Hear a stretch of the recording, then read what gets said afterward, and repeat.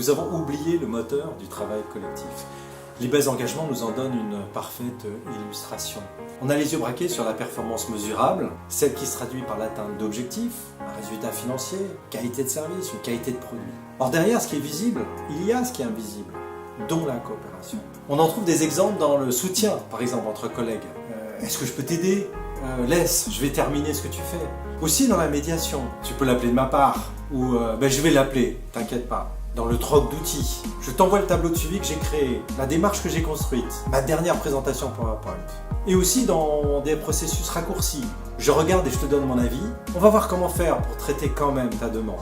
Toutes ces actions, toutes ces attitudes, toutes ces paroles construisent la coopération.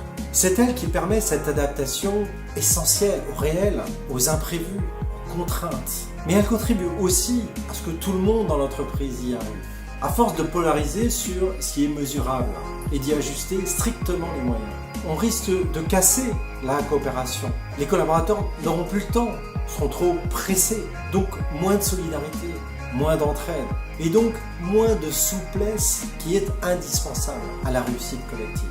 Si on pousse un peu plus la métaphore mécanique, la coopération serait un peu l'huile dans les rouages, ce qui fait que la mécanique ne se grippe pas. Mais peut-être plus que l'huile encore, l'énergie. Parce qu'on va se rendre service mutuellement.